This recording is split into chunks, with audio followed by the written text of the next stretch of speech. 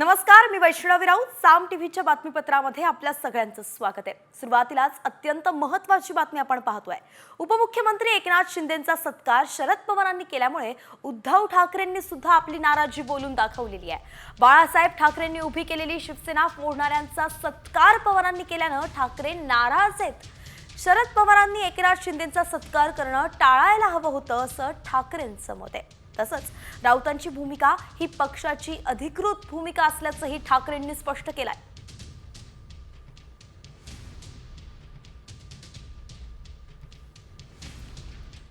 तर महाविकास आघाडीमध्ये एकत्र असणाऱ्या ठाकरे पक्षानं शरद पवारांवरती पहिल्यांदाच उघडपणे नाराजी व्यक्त केलेली आहे. शरद पवारांनी एकनाथ शिंदेंचा नाही तर महाराष्ट्राचे तुकडे पाडणाऱ्या अमित शहांचा सत्कार केलाय अशी जळजळीत शब्दांत टीका संजय राऊतांनी शरद पवारांवरती केली आहे. शरद पवारांनी शिंदेंचा सत्कार कार्यक्रमाला जायलाच नको होतं असंही राऊत म्हणालेत. उपमुख्यमंत्री एकनाथ शिंदेंना काल शरद पवारांच्या हस्ते महाजी शिंदे पुरस्कार प्रदान करण्यात आला आणि त्यावरूनच राऊतांनी पवारांवरती तोफ टाकली आहे. एकनाथ शिंदे यांनी महाराष्ट्राचं सरकार पाडलं, बेईमानी केली. त्यांच्या कार्यक्रमाला शरद पवारांनी नाही जायला पाहिजे. शरद पवार साहेबांनी शिंदेचा सत्कार केला नाही तर अमित शहांचा सत्कार केला असं मी मानतो.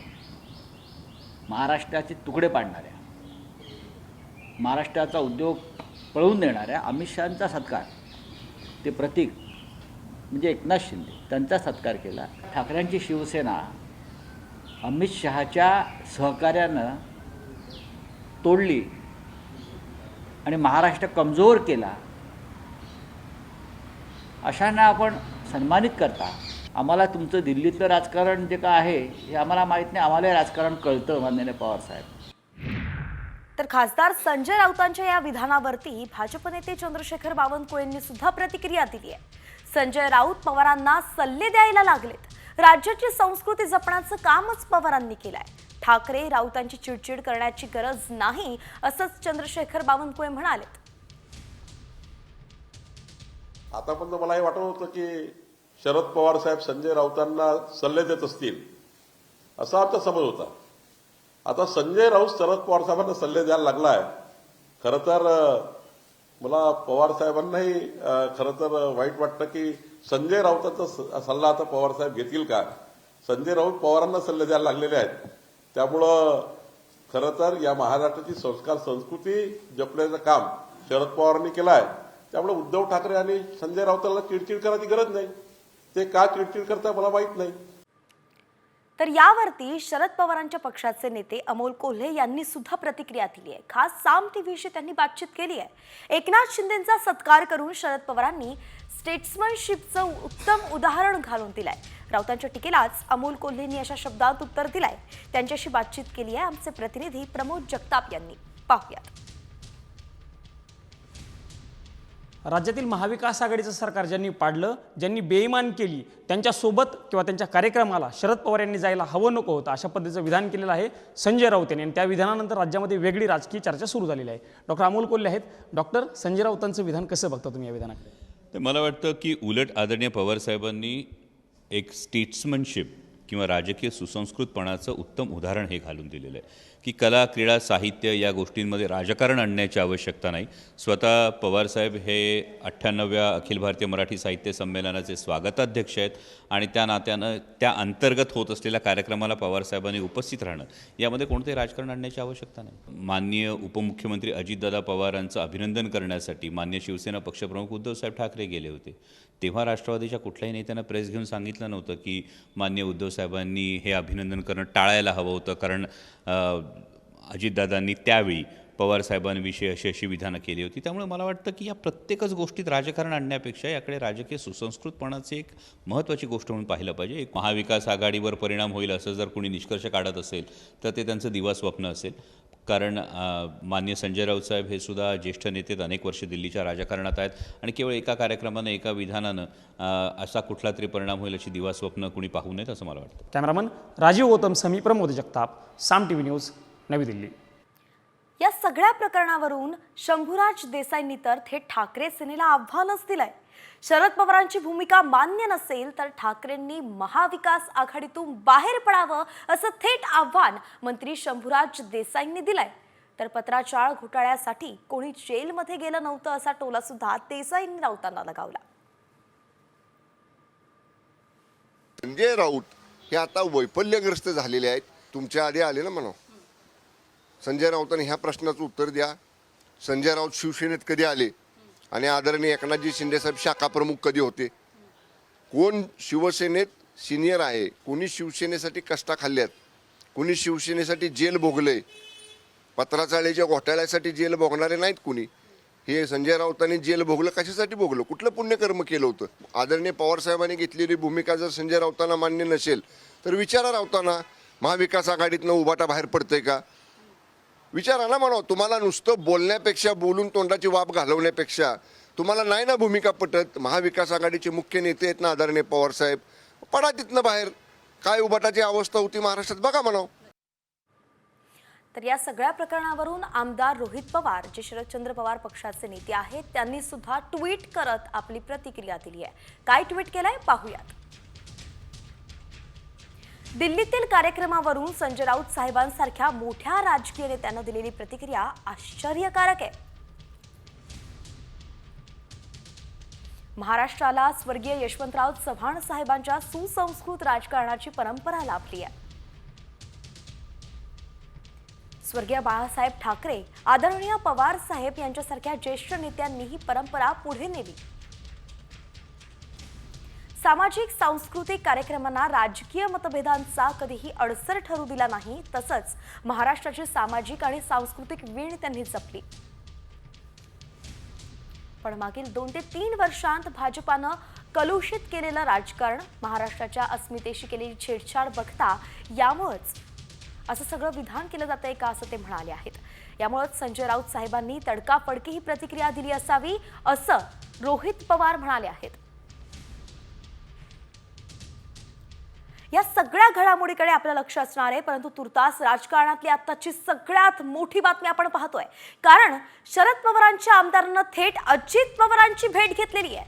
शरद पवारांचे आमदार उत्तम जानकर यांनी उपमुख्यमंत्री अजित पवारांची भेट घेतली आहे. मंत्रालयात या दोघांमध्ये भेट झाली आहे. मात्र या भेटीचं कारण अजून सुद्धा समोर आलेलं नाही. उत्तम जानकर हे जे आहेत ते शरद पवार यांच्या पक्षाचे नेते आहेत आणि त्यांनी आता अजित पवारांची भेट घेतलेली आहे. म्हणून यामागे नेमकं घडतंय काय, या भेटीचं कारण काय, अजून अस्पष्ट आहे. चर्चांना मात्र सुरुवात झालेली आहे. नेमकं पवारांच्या गोटातील आमदार अजित पवारांच्या गोटात का जातो, असा प्रश्न विचारला जातोय. ठाकरे गटाला कोकणात मोठा धक्का बसण्याची शक्यताही वर्तवली जाते. कारण माजी आमदार राजन साळवींच्या शिंदेसेनेत प्रवेशाचा मुहूर्त ठरल्याची माहिती आहे. राजन साळवी उद्या शिंदेंच्या शिवसेनेत प्रवेश करणार आहेत. दुपारी 3 वाजता उपमुख्यमंत्री एकनाथ शिंदेंच्या उपस्थितीत ठाण्यातील आनंद आश्रमात त्यांचा पक्षप्रवेश होणार असल्याचं कळतंय. आणि म्हणूनच राजन साळवी मशाल सोडून धनुष्यबाण हाती घेणार का, हे निश्चित झालंय.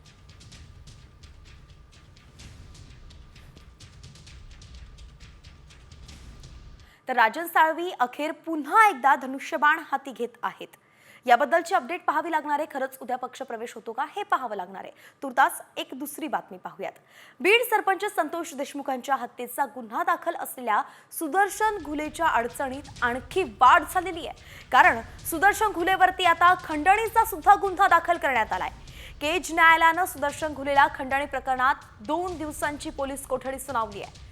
अबाधा एनर्जी पवनचक्की प्रकल्प चालकाकडून 2 कोटींची खंडणी मागितल्याप्रकरणी त्याच्यावरती गुन्हा दाखल झालाय. सुदर्शन घुलेवरती सध्या संतोष देशमुखांच्या हत्येप्रकरणी मकोका सुद्धा लावण्यात आलेला आहे.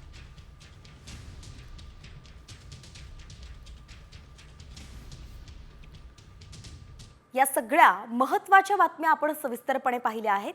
यानंतर आता राज्यभरातील इतरही ज्या बातम्या आहेत त्यांचा वेगवान आढावा घेऊयात.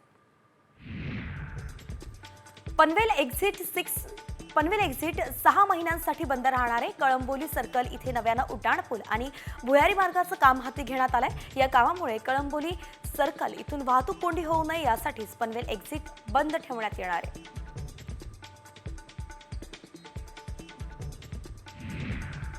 एसटी महामंडळाच्या ताफ्यात लवकरच 2640 नवीन बस दाखल होणार आहेत. यातील 300 बसेस दाखल झाल्या आहेत. याशिवाय आणखी 2500 बस विकत घेण्याची प्रक्रिया सुरू आहे.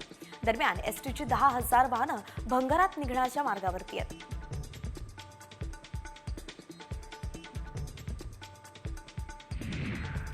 पुणे मेट्रोतर्फे प्रवाशांना सशुल्क ई-बाईक सेवा दिली जाणार आहे. सध्या प्राथमिक स्तरावरती मेट्रोनं 10 स्थानकांची निवड केली आहे. 1.5 ते 2 महिन्यांमध्ये या योजनेची अंमलबजावणी होईल अशी माहिती मिळालेली आहे. स्विच ई राईड या ब्रँडच्या नावानं 50 ई-बाईक मार्फत ही सेवा दिली जाणार आहे.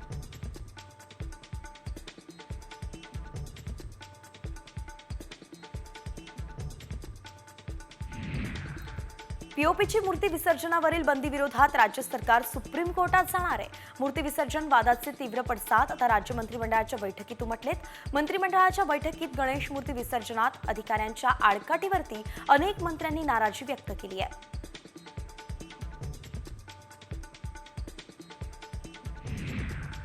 देशातील कुठल्याही निवडणुकीनंतर ईव्हीएमचा मुद्दा उपस्थित केला जातो. अशातच ईव्हीएमच्या पडताळणीसाठी धोरण आखण्याची मागणी करणाऱ्या याचिकांवरती सर्वोच्च न्यायालयानं सुनावणी केली आहे. ईव्हीएममधून कोणताही डेटा हटवू नका किंवा रिलोड करू नका असं स्पष्ट निर्देश देण्यात आलेत.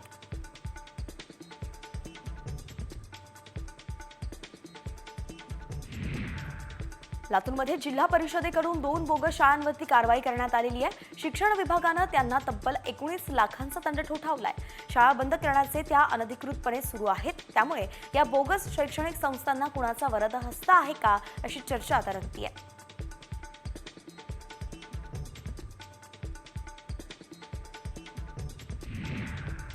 जेईई मेन्स परीक्षेचा निकाल जाहीर झालाय. देशभरातील तब्बल 12,58,136 विद्यार्थ्यांनी ही परीक्षा दिली आहे. यात महाराष्ट्रातील विशाद जैन या विद्यार्थ्याला 100 NTA स्कोअर मिळालाय.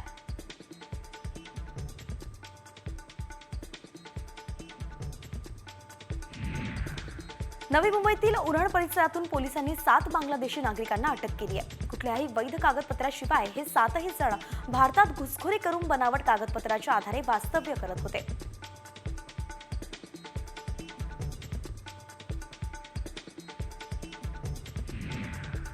लातूर बोगस शाळेवरती जिल्हा परिषदेच्या शिक्षण विभागाची मोठी कारवाई करण्यात आलेली आहे. तब्बल 19 लाखांचा दंड लावून शाळा बंद करण्याचे आदेश प्रशासनानं दिलेत. तरी सुद्धा 1 वर्षापासून विना मान्यतेची शाळा सुरूच आहे. खासगी इंग्रजी माध्यमाच्या या शाळेत जवळपास 350 विद्यार्थ्यांचे अनधिकृतपणे दाखले झालेत.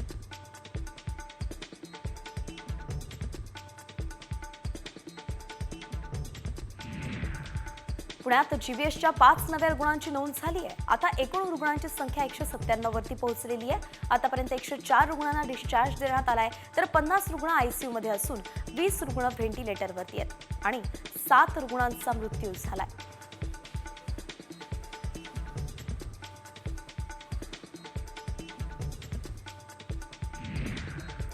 खारघरमधील खाडी किनाऱ्यावरती सोनेरी कोल्ह्यांचा वावर पुन्हा एकदा समोर आलाय. खारघरमधील वास्तुविहार सोसायटीच्या मागील बाजूस खाडी किनारी 2 सोनेरी कोल्हे शिकार केलेले डुक्कर खाताना दिसून आले. पक्षी आणि प्राणीमित्र तरंग सरीन यांनी सोनेरी कोल्ह्यांचा फोटो आपल्या कॅमेऱ्यात टिपला आहे.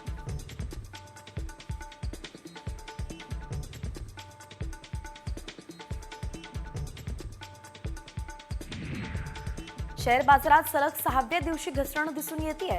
सेन्सेक्स आणि निफ्टी निर्देशांक लाल रंगात दिसत आहेत. सेन्सेक्समध्ये 500 पेक्षा जास्त तर निफ्टीमध्ये 150 पेक्षा जास्त अंकांची घसरण पाहायला मिळाली.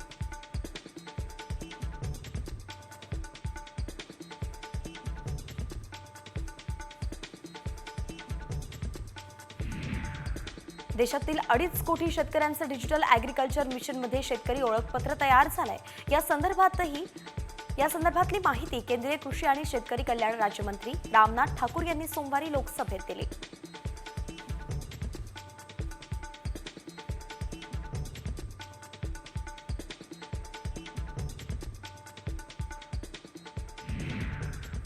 मुंबईच्या हवामानात बदल झालाय. पुढचे 1 ते 2 दिवस मुंबईत थंडी जाणवण्याची शक्यता आहे. त्यामुळे मुंबईकरांना रात्री आणि पहाटे गारवा अनुभवायला मिळतोय, तर सकाळी उकाडा जाणवतोय. पुढचे 1 ते 2 दिवस मुंबईत असंच हवामान कायम राहणार असल्याचा अंदाज आहे.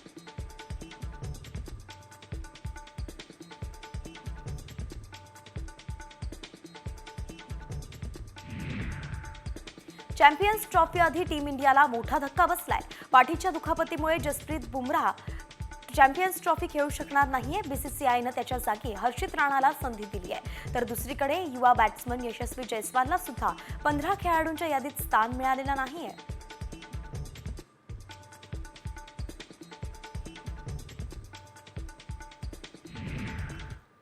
आणि त्या पालकांसाठी अत्यंत महत्त्वाची बातमी आहे. पालकांनो, तुम्हाला तुमची मुलं काय करतायत ते माहिती आहे का? तुमचं त्यांच्याकडे लक्ष आहे का? आम्ही असं का म्हणतोय असा प्रश्न पडला असेल तर ही बातमी अगदी तुमच्याचसाठी आहे. सांगलीत शाळकरी मुलं नशेच्या आहारी गेल्याचं दिसून आलंय. गार्डनमध्ये खुलेआम नशा करतानाचा व्हिडिओ समोर आलेला आहे. काही पालकांनीच हा प्रकार उघडकीस आणलाय. या व्हिडिओमध्ये 7 ते 8 मुलं हुक्का ओढत असल्याचं दिसतंय आणि त्यामुळे शाळकरी मुलांकडे नशेच्या वस्तू येतातच कशा असा प्रश्न आता उपस्थित केला जातोय.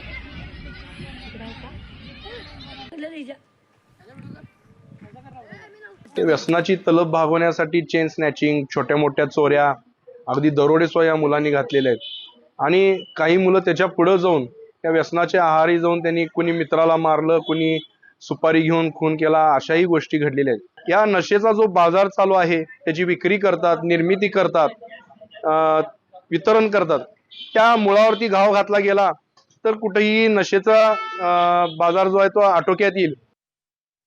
अल्पवयीन मुलांकडे नशा करणाऱ्या गोष्टी येतातच कुठून आणि ते अगदी खुलेआमपणे अशी नशा करत असतील तर पालकांचं खरंच त्यांच्याकडे लक्ष आहे का हा प्रश्न महत्त्वाचा आहे. आणि तेवढाच महत्त्वाचा मुद्दा हा पोलीस प्रशासनासाठी सुद्धा आहे. कायदा सुव्यवस्था कशी बिघडलेली आहे हेच यातून दिसून येत आहे. त्यामुळे लक्ष देणं गरजेचं आहे. यानंतर आता आपण वळूयात 36 जिल्हे 36 रिपोर्टरकडे. उर्वरित बातम्यांचाही वेगवान आढावा आपल्याला घ्यायचा आहे. यवतमाळच्या सावरगावमध्ये गेल्या 3 वर्षांपासून पाणी पुरवठा योजना अपूर्ण आहे. या प्रकरणी ग्रामस्थ आक्रमक झालेत.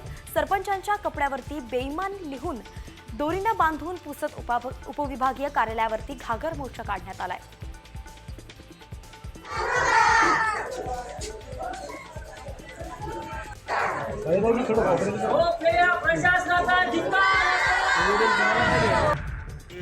क्रीडा संकुल घोटाळ्यातील आरोपी हर्षनं 16 लाखांचा हिरेजडित विदेशी चष्मा विकत घेतला होता. हर्ष कुमार क्षीरसागरनं खरेदी केलेल्या संपत्तीची मोजदाद सुरू असून 5 चष्म्यांपैकी विदेशात दुरुस्तीसाठी पाठवलेला 16 लाख रुपयांचा हिरेजडित चष्मा पोलिसांनी जप्त केलाय.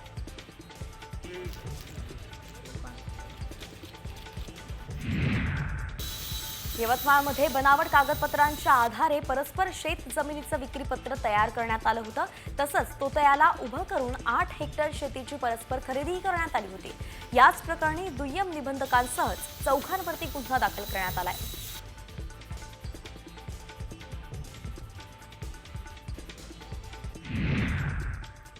मावळच्या आडले गावातील महावितरणच्या डीपीमधील तांब्यांची तारं आणि ऑइलची चोरी करण्यात आलेली आहे. एकूण 55,000चा ऐवज चोरट्यानं चोरून पोबारा केलाय. त्यामुळे शेताला पाणी कसं द्यायचं असा प्रश्न आता शेतकऱ्याला पडलाय. तसंच या प्रकरणी अधिकचा तपास शिरगाव पोलीस करतायत.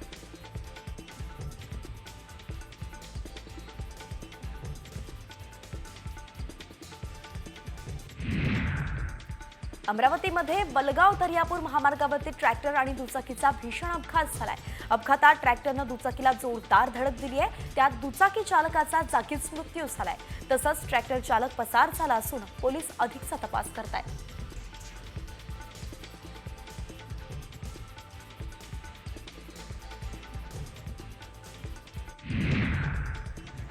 सोलापुरात जिल्हा परिषदेच्या शिक्षकांना वेतन दिलं नाही या घटनेची गंभीर दखल मुंबई हायकोर्टानं घेतली आहे. जोपर्यंत शिक्षकांचा पगार देण्यात येणार नाही तोपर्यंत सोलापूर जिल्हा परिषदेचे मुख्य कार्यकारी अधिकारी यांचा पगार रोखण्याचा आदेश कोर्टानं दिलाय.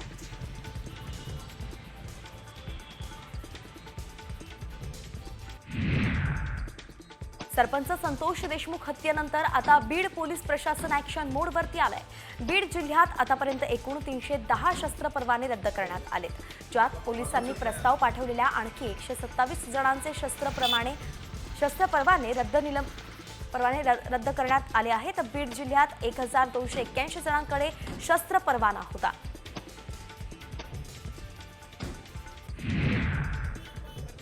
अमरावती कृषी उत्पन्न बाजार समितीमध्ये भाजीपाल्याचे दर घसरले. सोयाबीन, तूर आणि कापूस पाठोपाठ शेतकऱ्यांचा भाजीपालाही मातीमोल भावात गेलाय.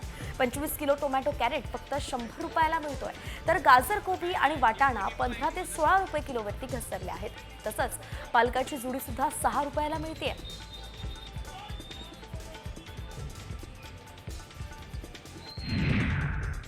अहिल्यानगरमध्ये हवामान बदल रोगराईमुळे उत्पन्न मिळत नसल्यानं संत्रा बाग शेतकरी हवालदिल झालाय. संत्रा बागांवरती रोगराई पसरल्यानं त्याचा परिणाम फळांवरती झाल्यानं काही फळं झाडाला सडून गेलेत. त्यामुळे लावलेला खर्चही निघू शकत नसल्यानं शेतकऱ्यांसमोर मोठं संकट उभं राहिलंय.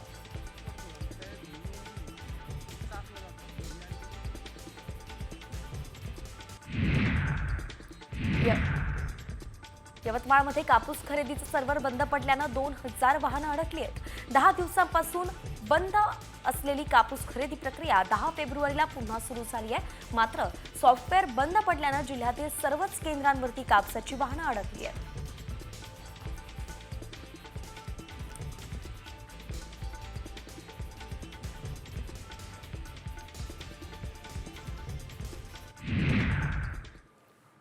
लाखो हृदयांची धडकन असणाऱ्या सैराट फेम आर्चीला म्हणजेच अभिनेत्री रिंकू राजगुरूला रिअल लाईफमध्ये परशा मिळाल्याच्या आता चर्चा सुरू झाल्यात. आणि त्याला कारण ठरलंय रिंकू राजगुरूचं स्टेटस. रिंकूनं ठेवलेल्या स्टेटसमध्ये तिच्या कपाळावरती कुंकू दिसतंय.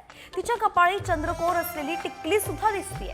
शिवाय तिच्या ड्रेसचीही चर्चा सुरू झालेली आहे. कारण तेच कुंकू आणि तोच ड्रेस कृष्णराज महाडिक यांच्यासोबतच्या फोटोतही दिसतो.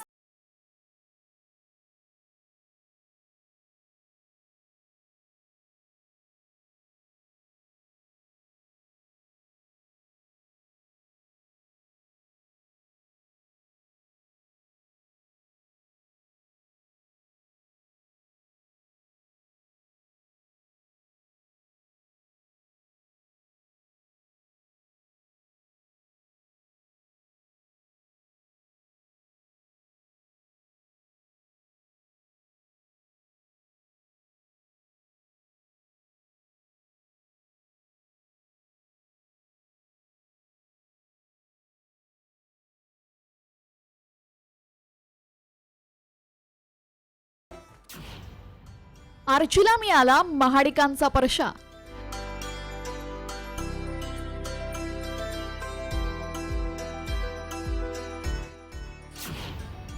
महाडिकांच्या घरात सनई वाजणार.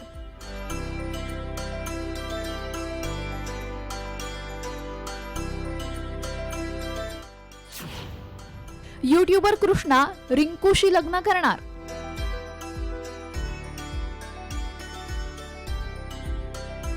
सध्या सगळ्यांचं लक्ष हे एका गोड फोटोनं वेधून घेतलेलं आहे. होय, कोल्हापूरच्या कुस्ती आखाड्यापासून ते बॉलिवूडच्या बी टाउन पर्यंत आणि तुमच्या मोबाईलवरच्या सोशल मीडियातही सध्या एकच चर्चा आहे, ती म्हणजे आर्चीला मिळालेल्या परशाची.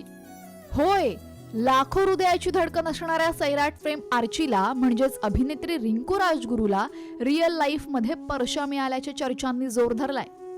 त्याला कारण ठरला एक फोटो, आणि तो फोटो आहे अभिनेत्री रिंकू राजगुरू सोबत कोल्हापूरच्या राजकारणातील महाडिकांचे सुपुत्र कृष्णराज महाडिक यांचा. हा फोटो कृष्णराज महाडिकांनी आपल्या सोशल मीडियावर टाकताच काही क्षणातच शेकडो कमेंट्स आणि लाईक्सचा अक्षरशः पाऊस पडलाय.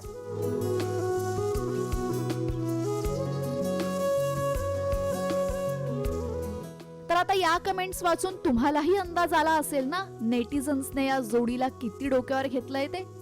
अभिनेत्री रिंकू राजगुरूनं आपल्या अभिनयाच्या जोरावर प्रेक्षकांना सैराट केलेला आहेच.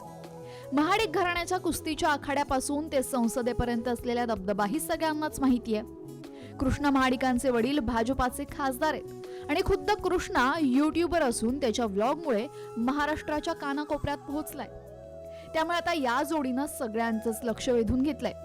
आणि जर या चर्चा खऱ्या असतील तर या जोडीला आमच्याही शुभेच्छा. ब्युरो रिपोर्ट, साम टीव्ही न्यूज. बातमी आहे महाविकास आघाडी संदर्भात आणि यातील दोन महत्त्वाचे पक्ष जे आहेत ती म्हणजेच ठाकरे सेना यांनी शरद पवारांवरती उघडपणे व्यक्त केलेल्या नाराजी संदर्भात. उपमुख्यमंत्री एकनाथ शिंदेंचा सत्कार शरद पवारांनी केल्यामुळे आता उद्धव ठाकरेंनी सुद्धा आपली नाराजी व्यक्त केली आहे. बाळासाहेब ठाकरेंनी उभी केलेली शिवसेना फोडणाऱ्यांचा सत्कार पवारांनी केल्यानं ठाकरे नाराज आहेत. शरद पवारांनी एकनाथ शिंदेचा सत्कार करणं टाळायला हवं होतं असं ठाकरेंचं मत आहे. शिवाय राऊतांची भूमिका ही पक्षाची अधिकृत भूमिका असल्याचंही ठाकरे म्हणाले.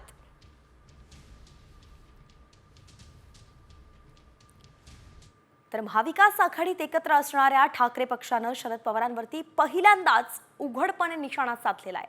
शरद पवारांनी एकनाथ शिंदेंचा नाही तर महाराष्ट्राचे तुकडे करणाऱ्या अमित शहांचा सत्कार केलाय अशी जळजळीत टीका करण्यात आलेली आहे. संजय राऊतांनी ही टीका केली आहे शरद पवारांवरती.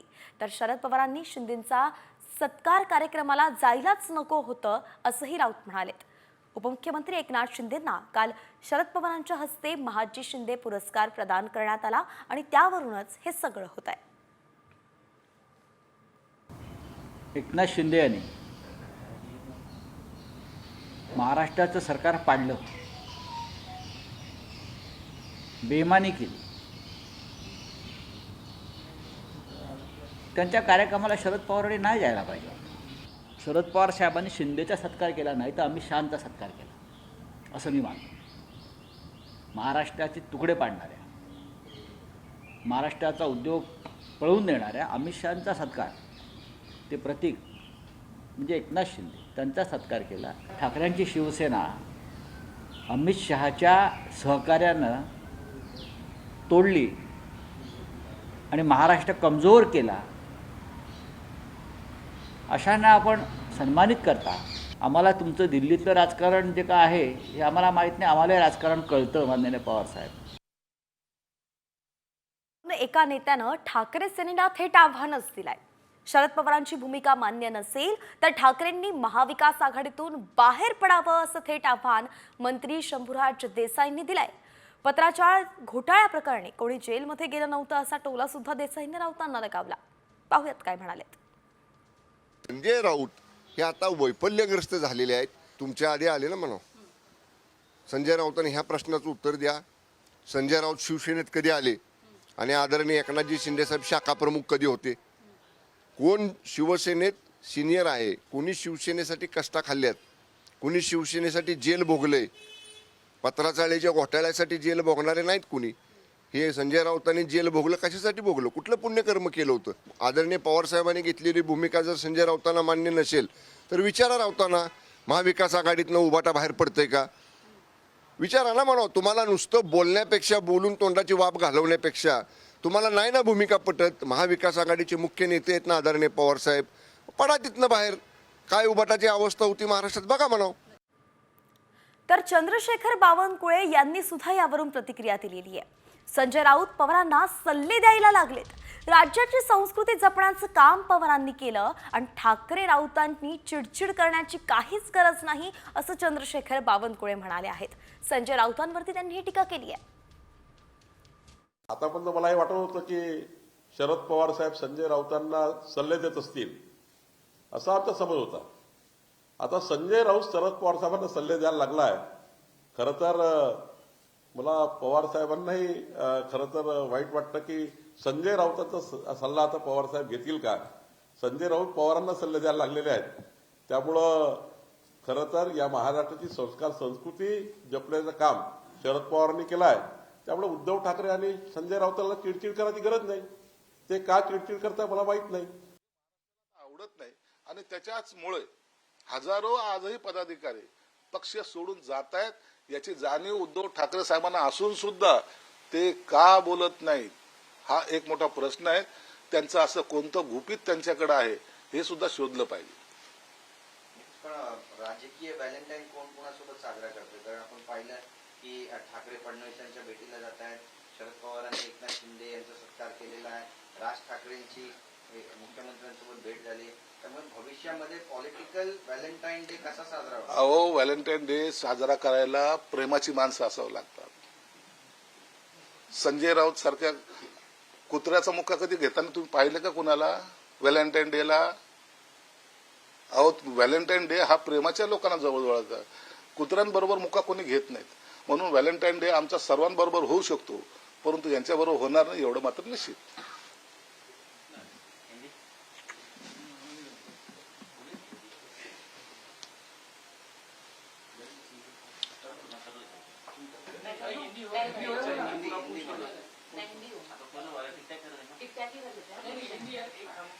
सर क्या कहेंगे जिस तरह से राउत साहब ने पवार साहब पर टिप्पणी की है शिंदे साहब की सरकार को लेकर?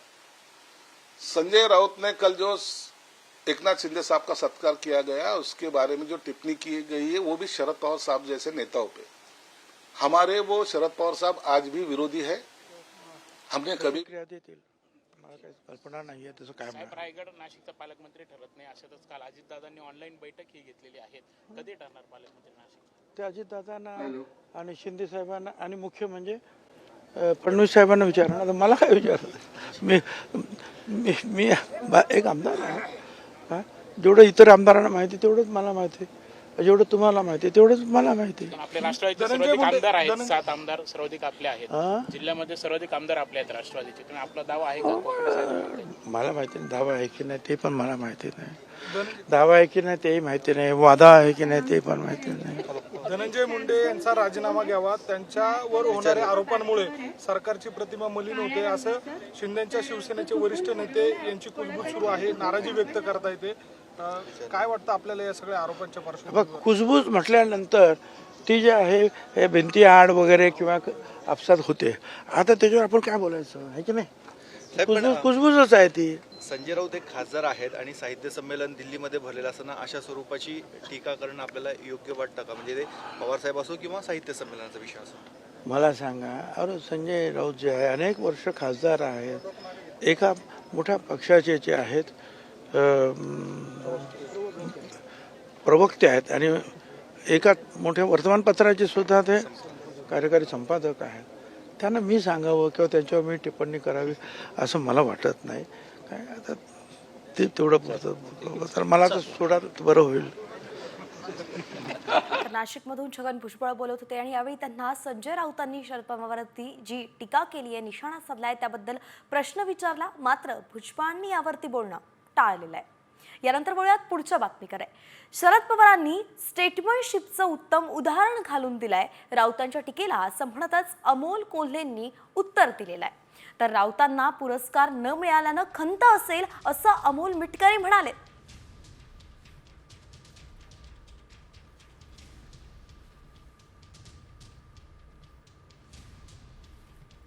यामध्ये मला असं वाटतं की उलट आदरणीय शरदचंद्रजी पवार साहेबांनी स्टेट्समनशिपचं एक उत्तम उदाहरण हे महाराष्ट्रासमोर घालून दिलेलं आहे.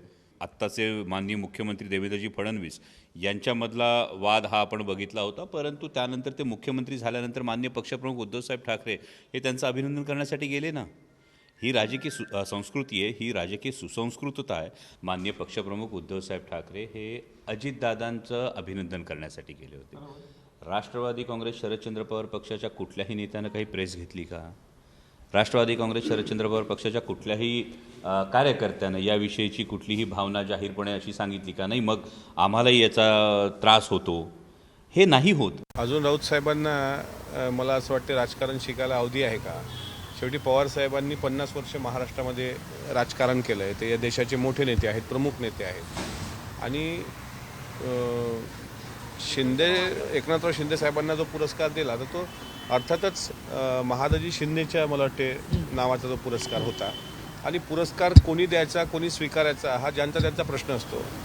आता संजय राऊतांना अद्याप तो पुरस्कार मिळाला नाही, त्यामुळे त्यांच्या मनात खंत असेल म्हणून ते बोलले. संजय राऊतांसारखं कोणी करंट आहे असं मी म्हणजे त्यांच्यासारखं कोणी करंट असूच शकत नाही. तर ठाकरे सेनेनं शरद पवारांवरती केलेल्या टीकेसंदर्भात मुख्य संपादक निलेश खरे यांनी सुद्धा विश्लेषण केलंय. ते काय म्हणाले पाहूयात. एकनाथ शिंदे हे मातोश्री आणि ठाकरेंच्या शिवसेनेचं अत्यंत दुखती नस म्हणून आपण ज्यांच्याकडे बघितलं जातो असं नेतृत्व आहे. आणि या नेतृत्वाचा सन्मान ज्यावेळेला शरद पवारांसारख्या वरिष्ठ नेत्याकडून होतो, ज्या नेत्याच्या माध्यमातून शिवसेना, ठाकरेंची शिवसेना ही काँग्रेस बरोबर जोडली गेली, इतकंच नाही तर शरद पवारांच्या मार्गदर्शनामध्ये सातत्यानं संजय राऊत हे मध्यस्थाची भूमिका पाळताना पाहायला मिळाले. त्या शरद पवारांच्या हस्ते ज्या वेळेला एकनाथ शिंदेचा सत्कार होतो आणि महजी शिंदे पुरस्काराने होतो, ज्या महजी शिंदेंनी दिल्लीचं तख्त मराठ्यांसाठी राखलं होतं, त्या महजी शिंदेच्या स्वरूपामध्ये जर या ठिकाणी त्यांचा सत्कार होत असेल, त्यांना शिंदेशाही पगडी घातली जात असेल, तर निश्चितच दुखावले पण हे ठाकरेंच्या वाटेला, शिवसेनेच्या वाटेला येणार हे निश्चित होतं. आणि त्याची सल जी आहे ती संजय राऊतांनी उघडपणे बोलून दाखवली आहे. ही सल म्हणजे फक्त संजय राऊतांची किंवा सामनाची नाही, तर ही सल मातोश्रीची आहे. तर या राजकीय बातम्यांनंतर आपण थेट जातोय छत्रपती संभाजीनगरमध्ये. छत्रपती संभाजीनगरच्या क्रीडा संकुल घोटाळ्याच्या मास्टर माइंडचे आणखी प्रताप समोर आलेत. आरोपी हर्षकुमार क्षीरसागरनं 16 लाखांचा हिरे जडित विदेशी चष्मा पोलिसांनी जप्त केलेला आहे. 180 हिरे जडलेला हा चष्मा हर्षनं दुरुस्तीसाठी जर्मनीत पाठवला होता, मात्र पोलिसांनी तो परत मागवून जप्त केलेला आहे. हर्षनं क्रीडा संकुलाच्या निधीतले तब्बल 22 कोटी रुपये ढापले होते आणि त्यातून आलिशान फ्लॅट, हिरे जडित चष्म्यांसह विदेशी वाऱ्याही त्याने केल्या होत्या. 16,000 रुपये पगार असलेल्या हर्षकुमारनं या घोटाळ्याच्या रकमेतून 40 लाखांचे 5 चष्मे खरेदी केले होते.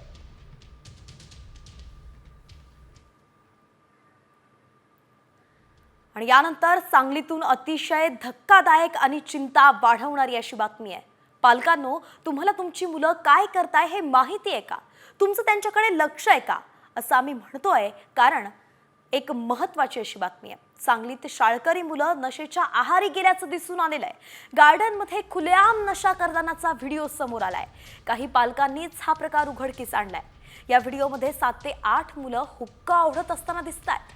शाळकरी मुलं नशा करत असताना पोलीस मात्र वसुलीतच व्यस्त आहेत. पोलिसांचं लक्ष नसल्यामुळेच शाळकरी मुलांकडे देखील नशेच्या वस्तू दिसून येत आहेत. या मुलांना नशेखोरीपासून वाचवण्यासाठी, सांगलीचा उडता पंजाब होण्यापासून वाचवण्यासाठी पोलिसांनीच आता वसुलीखोरी थांबवून इकडेही लक्ष देणं गरजेचं आहे. व्यसनाची तलब भागवण्यासाठी चेन स्नॅचिंग, छोट्या मोठ्या चोऱ्या, अगदी दरोडेसुद्धा या मुलांनी घातलेले आहेत. आणि काही मुलं त्याच्या पुढे जाऊन त्या व्यसनाच्या आहारी जाऊन त्यांनी कुणी मित्राला मारलं, कुणी सुपारी घेऊन खून केला, अशाही गोष्टी घडलेल्या आहेत. या नशेचा जो बाजार चालू आहे, त्याची विक्री करतात, निर्मिती करतात, वितरण करतात, त्या मुळावरती घाव घातला गेला तर कुठेही नशेचा बाजार जो आहे तो आटोक्यात येईल. आणि या संदर्भात अधिकची माहिती आपल्याला देत आहेत आपले प्रतिनिधी विजय पाटील. विजय, आपण पाहतोय की सांगलीमध्ये खुलेआम नशेचा बाजार सुरू आहे आणि पोलीस मात्र या बेखबर आहेत. पोलिसांची नेमकं काय भूमिका यावर?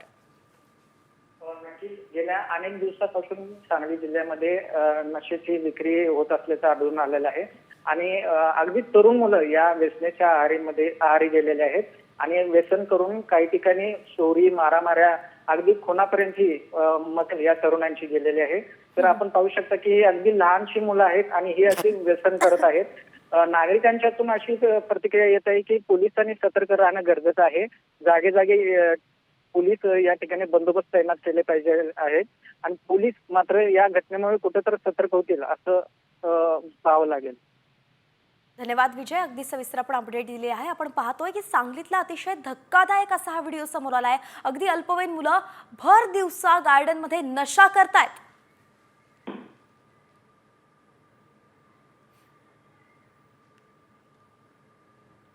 तर ही बातमी आपण सध्या पाहतोय नवी मुंबईमधून. ही संपूर्ण दृश्य समोर येते. नवी मुंबईला पाणी पुरवठा करणारी पाईपलाईन फुटली आहे. साम टीव्हीवरती एक्सक्लुझिव्ह दृश्य तुम्ही पाहताय. मोरबातून पाणी पुरवठा करणारी पाईपलाईन फुटली आहे आणि हजारो लिटर पाणी सध्या वाया जाताना दिसतंय. अतिशय महत्त्वाची बातमी आपण पाहतोय. नवी मुंबईमध्ये पाणी परिस्थिती यामुळे निर्माण होऊ शकते. पाणी पुरवठा करणारी पाईपलाईन फुटली आहे. आपले प्रतिनिधी सिद्धेश म्हात्रे आपल्या सोबत जोडले गेलेत. सिद्धेश, काय कारण आहे पाईपलाईन फुटली आहे? कशी इथं आता व्यवस्था पुढे केली जाते? जी आहे त्या पाईपलाईनला तडा गेल्याची माहिती समोर आलेली आहे आणि यामुळे पाईपलाईन लिकेज झाल्याने हजारो लिटर पाणी जे आहे ते वाया जाताना या ठिकाणी पाहायला मिळते आणि त्यामुळे नवी मुंबईला पाणी पुरवठा करणारी जी पाईपलाईन फुटल्याने संपूर्ण नवी मुंबईचा पाणी पुरवठा हा तात्काळ बंद करण्यात आलेला आहे.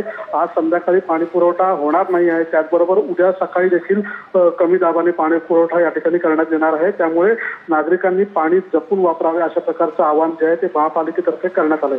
मॅडम, आणि ही पाणी आपण पाहतोय पाईपलाईन फुटलेली आहे. नेमकं आता इथे पालिकेचे प्रशासनाचे कर्मचारी पोहोचले आहेत का? काय कारवाई केली जाते पुढे? नक्कीच पाणी पुरवठा विभागाचे जे कर्मचारी आहेत नवी मुंबई महानगरपालिकेचे ते या ठिकाणी दाखल झालेले आहेत. पाणीची जो फ्लो आहे तो थांबवण्यात आलेला आहे आणि पूर्णपणे पाणी बंद करण्यात आलेलं आहे आणि त्या ठिकाणी दुरुस्तीचं जे काम आहे ते हाती घेण्यात आलेलं आहे आणि युद्ध पातळीवरती दुरुस्तीचं काम त्या ठिकाणी करण्यात येत आहे. धन्यवाद सिद्धेश, सविस्तर अपडेट आपण दिली आहे. याची अपडेट आपल्याकडून घेत राहू.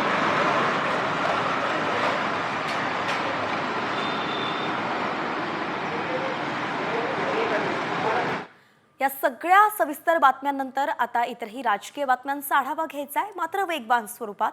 न्यूज पॉइंट 20च्या माध्यमातून महाविकास आघाडीत एकत्र असणाऱ्या ठाकरे पक्षानं शरद पवारांवरती पहिल्यांदाच निशाणा साधलाय. शरद पवारांनी एकनाथ शिंदेंचा नाही तर महाराष्ट्राचे तुकडे पाडणाऱ्या अमित शहांचा सत्कार केलाय, अशी जळजळीत टीका संजय राऊतांनी शरद पवारांवरती केली आहे.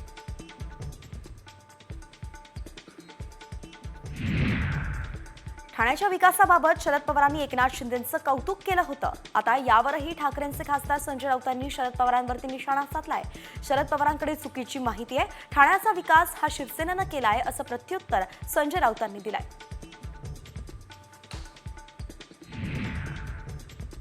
शरद पवारांची भूमिका मान्य नसेल तर ठाकरेंनी महाविकास आघाडीतून बाहेर पडावं असं थेट विधानच मंत्री शंभूराज देसाईंनी केलंय. पत्राचाळ घोटाळ्यासाठी कोणी जेलमध्ये गेलं नव्हतं असा टोला सुद्धा देसाईंनी राऊतांना लगावला.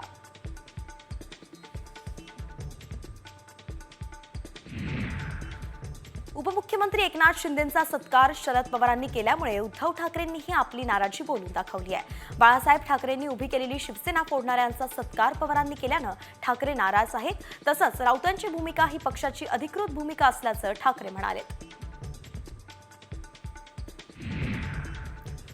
संजय राऊत पवारांना सल्ले द्यायला लागलेत. खरं तर राज्याची संस्कृती जपण्याचं काम पवारांनी केलंय. यावरती ठाकरे आणि राऊतांनी चिडचिड करण्याची काहीच गरज नाही असं वक्तव्य चंद्रशेखर बावनकुळेंनी केलंय.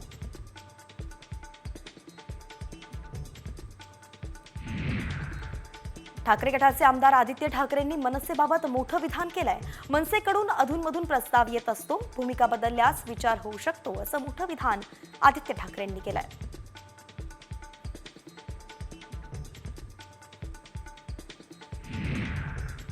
दरम्यान 2017ला मनसेनं शिवसेना ठाकरे गटाला प्रस्ताव दिला होता, मात्र त्यानंतर कुठलाही प्रस्ताव दिलेला नसल्याचं संदीप देशपांडेंनी स्पष्ट केलंय.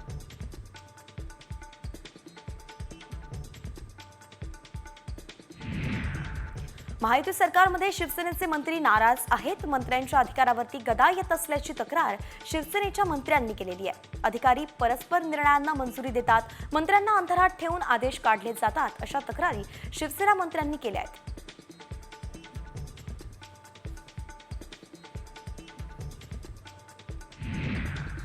धनंजय मुंडे यांच्या राजीनाम्यावरून शिवसेनेचे वरिष्ठ नेते नाराज असल्याची माहिती आहे. मुंडे प्रकरणावरून सरकारची बदनामी होत असल्याचा आरोप होतोय. या प्रकरणाची चौकशी पूर्ण होईपर्यंत त्यांना बाजूला ठेवता आलं असतं असाही अनाहूत सल्ला सेनेनं दिलाय.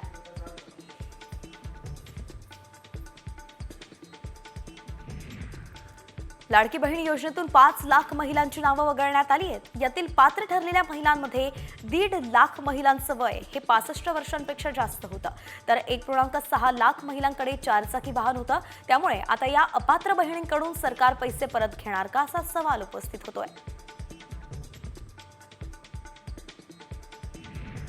लाडक्या बहिणींमुळे आता बळीराजाला सुद्धा फटका बसलाय. मराठवाड्यात शेतकऱ्यांना मिळणारं ठिबक सिंचनचं अनुदान थकलंय. निधी नसल्यानं शेतकऱ्यांना पैसे कुठून द्यायचे असा प्रश्न कृषी विभागासमोर आहे. एकट्या छत्रपती संभाजीनगर जिल्ह्यातल्या शेतकऱ्यांचंच 5,60,00,000 अनुदान थकलंय.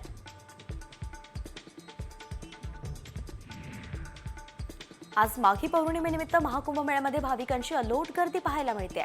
यात्रेकडू गंगा, यमुना आणि सरस्वतीच्या संगमावरती पवित्र स्नान करण्यासाठी गर्दी करतायत. यामुळे कुठलाही अनुचित प्रकार टाळण्यासाठी पोलीस यंत्रणा सतर्क झाली आहे.